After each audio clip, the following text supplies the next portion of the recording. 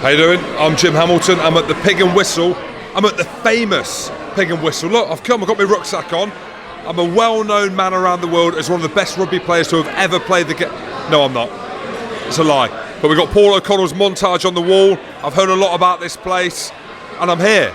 Make sure, though, that you come here, but you also tune in to Rugby Wrap-Up. Coming up next, James Kennedy of Rugby United New York and Adrian Balfour of Seattle Seawolves. Rugby Wrap-Up brought to you in part by The Balanced Palate, nutrition for peak performance, and the Pig and Whistle on West 36th Street, the world's best rugby pub.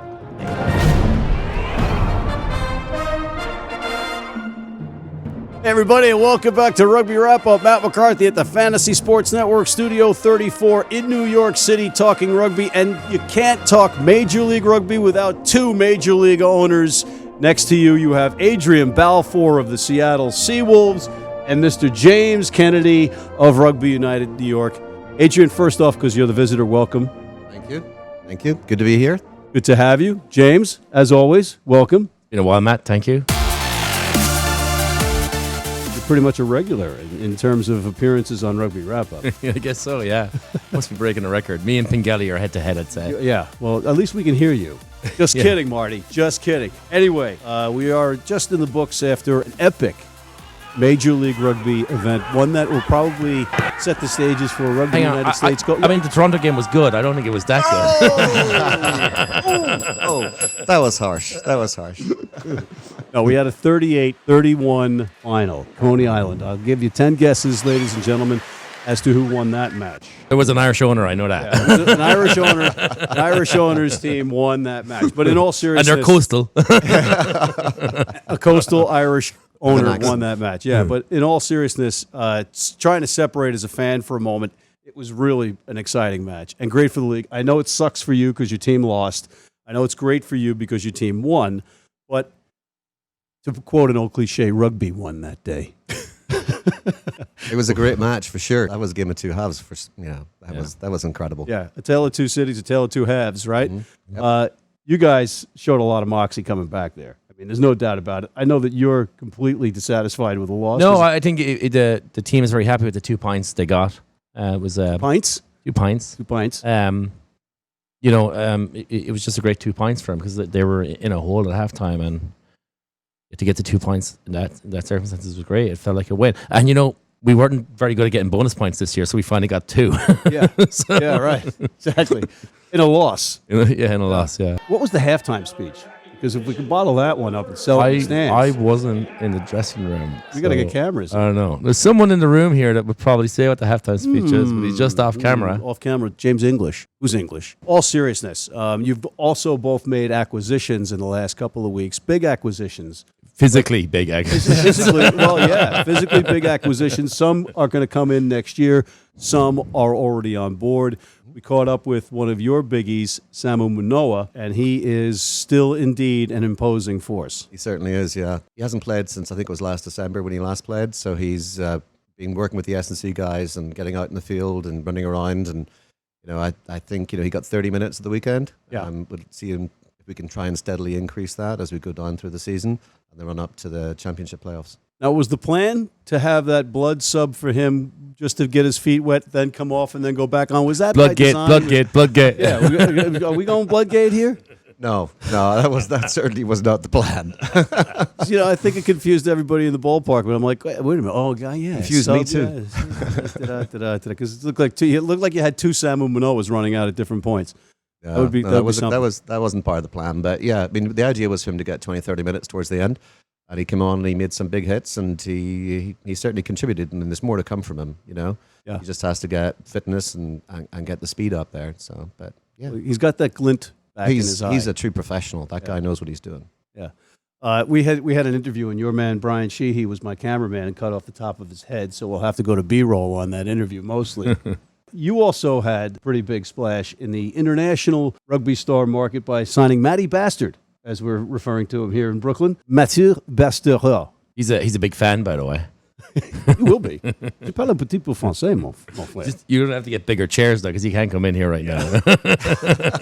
We will get you a bigger chair, mon ami. But that's a big signing. It is, yeah, and there's a lot of guys wanting to come into this league. The lure of playing in America is as an immigrant, I get it. It's just like to come over here and get out of the fish. Well, don't get this, but to get out of the fishbowl of Europe and just enjoy the game again. Because at that level, they don't really get to smile much. So, I mean, you mean in France? Everywhere. Okay. All right. So hopefully he'll be a positive influence on the team, and hopefully these kind of signings are spread across the league. There's no point in New York and Seattle loading up on players like this because that's not parity. But I think it will happen that way. You're not loading up. I mean, you guys are introducing guys to professional rugby in droves.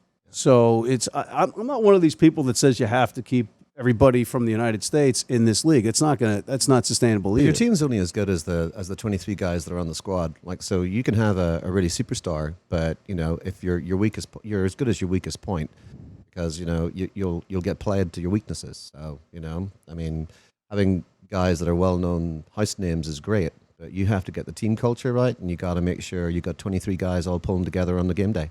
Yeah, and he mentioned team culture. I've been around both of your teams. I've been fortunate enough to hang out and get to know some of them pretty well.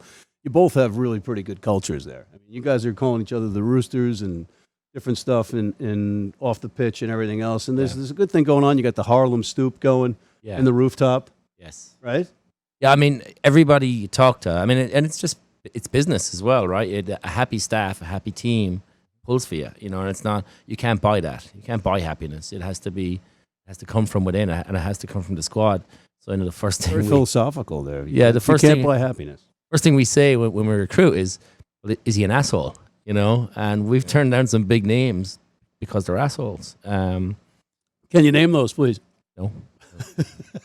I'd need a few more. Give me like 3 of them. No. But you need the teams. You need teams to pull together, and everyone needs to pull for their mates. So you got to have guys that work together and tight.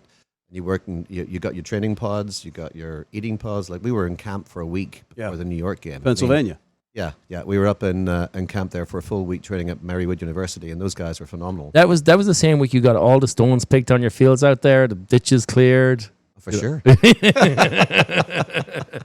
Okay. All right, we got a little back scene diva exposure, huh? Is that what we're going at here? Immigrant labor. Irish on Irish here on Rugby Wrap-Up. It goes that way, right?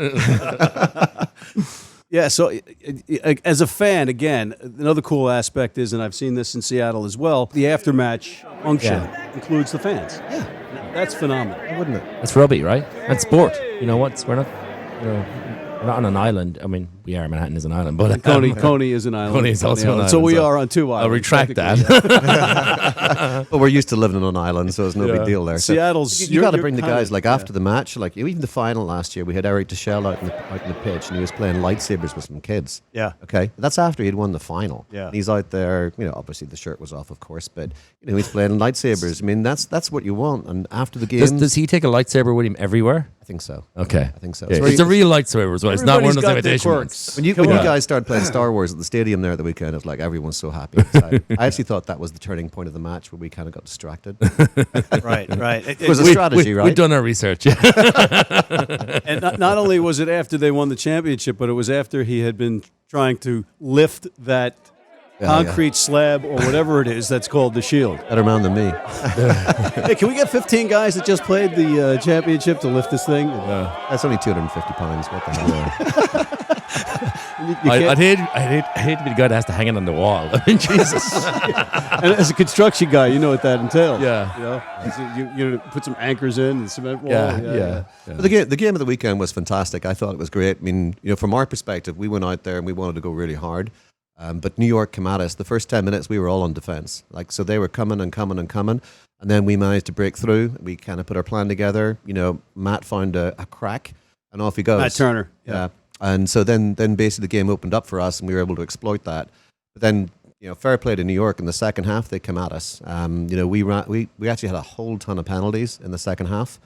Which you guys were cheating. Just blatantly cheating. No, it's just the pressure we were under, right? They're a good team. There's a reason why New York is ranked as one of the sort of contenders for the championship. I mean, there's a reason why they're good.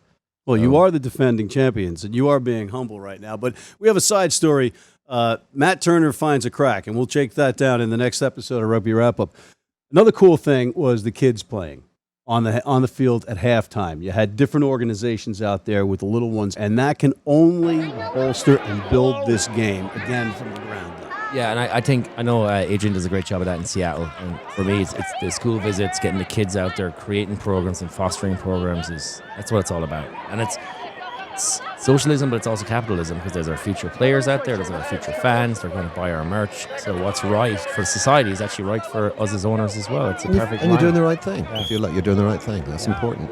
See, that's an interesting topic that you bring up, the capitalistic and socialistic aspect of this thing, because rugby globally, for the most part, other than maybe the Premiership and the French top 14, where the owners are spending a lot of money and butting heads with the local unions, NZRU, IRFU, Welsh Rugby Union, they're basically controlling what their players do and their teams do. I mean, if I won the lottery tomorrow and I go down and I buy the Blues, formerly the Auckland Blues, I'm literally the Queen of England. I'm a figurehead. That's not going to fly in this country. Ask Murray Bolton how he got on with that one. Yeah, but you get my point. You guys are now in this mix, and it's going to be interesting to see how it unfolds over the course of the next 3-4 years, because it looks like it's going to stick. And how do you deal with that kind of global, almost community, socialistic approach to the business? We don't have to deal with the global stuff. We just have to deal with, like, New York and Seattle. I mean, we're focused on our teams and making sure our culture's right, make sure we get our fan base right.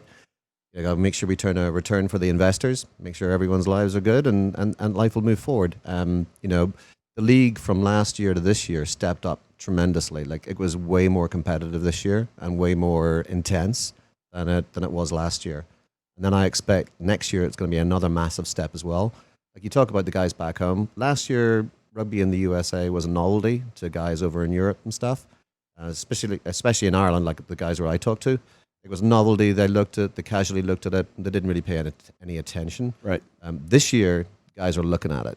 I mean, there's a massive interest over there, and people are looking at it, and they're paying attention. That's for sure. We're going to take a quick break, and we'll be right back with Mr. Adrian Balfour and James Kennedy right after this. Been blind since I was 4, and I've never seen a beer commercial or a beer label. None of that stuff influences me. I drink beer because of the taste. And my beer's Pabst Blue Ribbon. It has the taste and the flavor. What do you think's on the label? I think there's a naked woman riding on a unicorn, jumping over fire.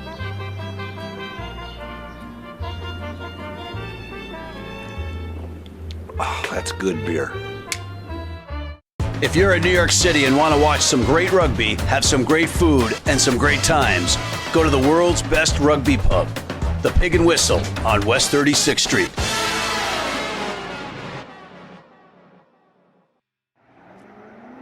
And we are back. Matt McCarthy with Adrian Balfour of the Seattle Seawolves and James Kennedy of Rugby United New York. Pretty much every weekend you can find at least the majority of the matches are exciting.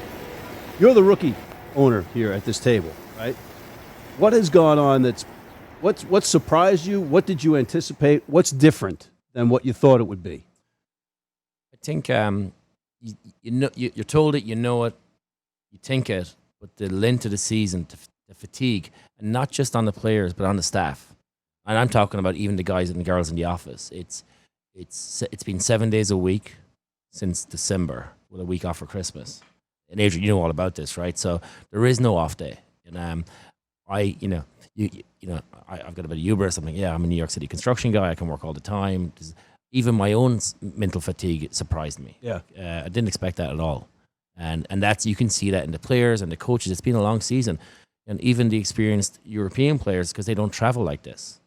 You know, it's long, and everybody. We're going to finish strong, of course, but you know, I'll have to do a better job of planning that out next year, because it's intense. hard. Like, you take a look at Seattle to New York, it's kind of like New York to Dublin. It is, yeah. It's a long way. You know, I mean, you get off like we played in Toronto. We came off a red-eye flight. Hotel room wasn't there. The guys are lying on the floor unconscious in the team room. I mean, we got to plan better. We can learn a lot from this season, and next season's going to be more intense, because there's only going to be one bye week, I think, next year. Yeah, 1 bye week. So it's going to be a way more intense, and there's going to be, injuries galore. It's going to be, you got to really prep the players and make sure we have enough rotation in the squad. Yeah. So, this year was tough, but next year is going to be even tougher, and you're going to have rotation in positions. Otherwise, you're going to be walking into a brick wall. I mean, the one thing about next year, I think it's probably benefits more. Pardon me, benefits us more in the East than in the West. I'd say is the conference play. Yeah. So. I mean, we still have to play 3 away out of conference games, so it almost won't make a difference, really, when you think about it. Yeah. But Is it still going to be 16? 16, yeah. But it'll help. It'll definitely help that we have 2 teams that we can bust to. Yeah, and also the games are going to start slightly later in the year, so it should be easier. You won't have to be on the road for 8 games in a 8 away games in a row. It'll be spread out more, yeah. Yeah, be a little bit more spread out. So New York and Toronto won't spend. Toronto's not going to repeat an 8 on the road out of the gate. No. Although it seems to be Hopefully playing not. into their hands right now. Yeah, hopefully not. Yeah. Are we going to increase the salary cap? Is it going to stay? And how many teams are going to be there that are going to be under this salary cap umbrella next The board has to vote on the salary cap, so we can't really talk about we can't really talk out of turn on that. Yeah. But the board has to vote on that. So competition committee comes up with a recommendation, board votes, and that's it. Can you just tell the Rugby Wrap-Up audience about? It's because we don't know yet. We can't tell you what we don't know. All right. So what about the amount of teams next year? Are there still teams clamoring? Are you set at 12? Would you open up the doors to somebody else? My understanding is it's 12. It's 12. Would you open up the doors to another team? There's teams come in, teams apply, and the good thing about it is that there is more and more people that are becoming interested in rugby, and they're sending in their applications to the expansion committee so that they can be expanded franchises. Now, you got to lock down teams. You got to say this is the teams for next year, but for the outer years, like the year after next and the year after that, there's conversations going on all the time. And we have to respect the depth in the talent pool. We can't just add teams. The players aren't there. I think we're already seeing that this year. The players aren't there. Is the league shutting down at all to accommodate the Eagles? Now, if it'll be 16 games and you get 1 weekend off per team. And I think next year, that rotation is going to be so important. Yeah. I think the healthiest teams at the end. It could be the same this year. We've had some issues, but we've been very, very lucky compared to other teams. I think, Adrian, you've had some good luck up there as well. Well, we've had some good luck, but we had second game into the season, Billy Tolatahu broke his leg. Right. Looked good on Saturday though. He's coming back. It's like having another star come back. Yeah, or another it star. certainly is. Yeah, it'll certainly be a refresh for the team, and he's been there all the way through training and so forth. So he's really been a voice on the training sessions. But to get him on the field is going to be great. But we want to look after the players and bring him back slowly, because the worst thing could happen is for him to come back and get injured, especially in the World Cup year. Right. So. And Olive Gleafy, he went on injured. John Hayden, who went on injured. No, we've had Willie Risalika, he's on injured. We've had 8, 9, 10 injuries and stuff. So it's hard to deal with. So the fact that we're able to keep the boys on the field goes down to our coaching staff, goes down to the S&C guys, and it really goes down to just how the team pulls together so we can have depth. And the Saracens guys that we train with over in Seattle have been a massive help. Joey comes from there. Sequoia, Dion, they all come out of the Saracens program. The level of rugby, like the quality of rugby that's actually been played on the field this season, and you saw it at the weekend, that's high level, high quality impact rugby. And, those guys just don't grow on trees. Except, and I'm going against what I said before the season here. I've seen players that were not on anybody's radar get an exposure and play with players that are good and then raise their levels. Yeah, I mean, so the training is at a much higher level. So sometimes, hopefully more, you put a player from a club team, could be a Division 3 club team in New York, and it's happened. There's been plenty of them. And just being in that better environment, high-performance environment, they just step up. And they've got mentors and leaders around them, and that's great. And we all want to find more of those guys. And I think Seattle does it. We do it. We look. We're always going to club games, always looking. They're out there. Those athletes are out there. Those rugby playing athletes are out there. Again, and local players put bums in seats. Sure. You can sign all the Samuel Minots and Bastros of the world. To sell tickets, you need local guys. Austin. That's correct. We didn't just say that, did we? yeah, we did. Yeah, Don't cut that out. No, he won't. Anyway, some guy named Austin he's talking about. Who knows what he's talking about? But all right, so again, Austin's my tickle sales guy. Yeah, he loves him. So you guys have different scenarios on your home fields. Your problem right now is that you might have to expand the size of that stadium, and you are maybe looking for a different venue or not. I'm looking for a different venue. I will play a few games there next year, maybe more than a few, but we're looking at venue options. And I can't say much about that. I can speculate. You don't have to say anything, but I would say that maybe a couple of different 3 venues as your home pitches, perhaps. Yeah, we're looking at that, and there's really good conversations going on with organizations right now. So you say that again to the organizations. Yeah, for the most part, though, like you take a look at last year, like the ticket sales have gone up. Like, our sales have gone up, like from last year to this year. And, I think across the league as well, like other teams are performing much better. Like there was a good crowd there at the weekend. It didn't really show on the camera, but there was a good crowd there. Yeah, that's the thing too. And I'm not one that can be in this and lie about how many people were at an event, because I'd be kidding myself because I'm in this. But that configuration and baseball stadiums in general, it's hard. Don't actually show you, but they just don't show how many people are actually there. And you got people in the concourse, you got people on the rooftop, you got people all over this. That was a good crowd. And I'll tell you what, Rome wasn't built in a day, specifically in New York City. But you're on SNY. You're getting your matches on a major league, a major network here in New York City. And again, the kids out there on that field, all of them had a great time. You just got a bunch of rugby fans. It might not translate overnight or into next weekend, but it's going to get there. Yeah. I talked to Steve Lansdowne a couple of weeks ago of the Bristol Bears, and he was saying it's taken him 22 years to get to 14,000.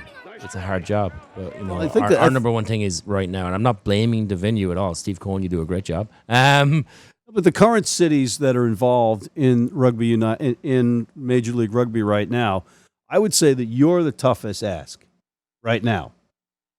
In terms of each city's got their finding unique a venue. Each city's got unique challenges. Exactly. You can't say one's worse or better than the other. I'm just talking venue. Well, venues are really hard to find. Like getting a good quality venue for rugby. Boston have the same issues. I think it's really hard. Austin, they're an hour from the city. I know their driving culture, so maybe it's a little different. There is no team in San Francisco because of venue. All right, so we have to wrap this up, but I just wanted to ask, is there anything that you need to get out in there? Do you need to sell anything? I need to sell a van.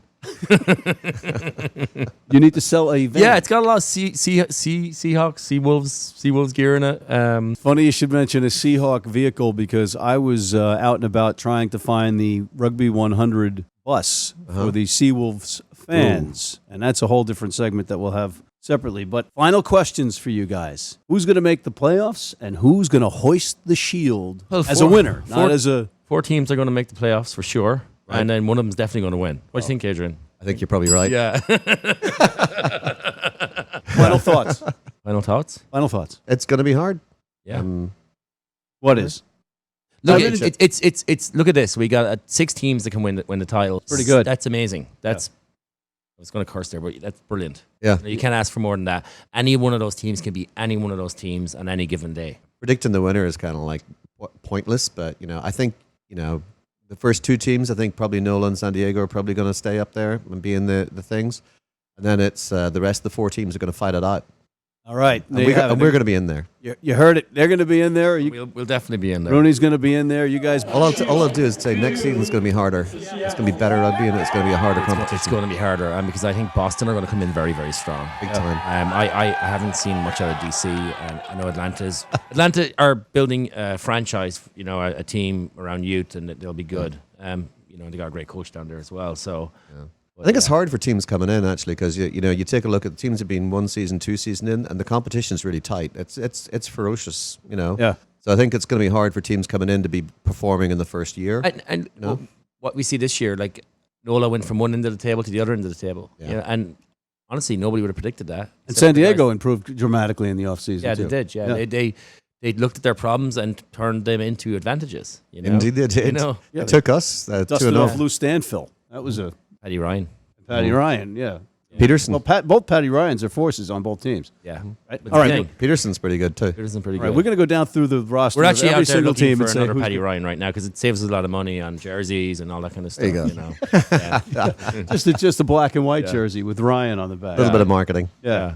And on that note, my friends, we are out of time, but I want to thank Mr. James Kennedy and Mr. Adrian Balfour, Matt McCarthy for Rugby Wrap-Up at the Fantasy Sports Network Studio 34 in New York City. signing off.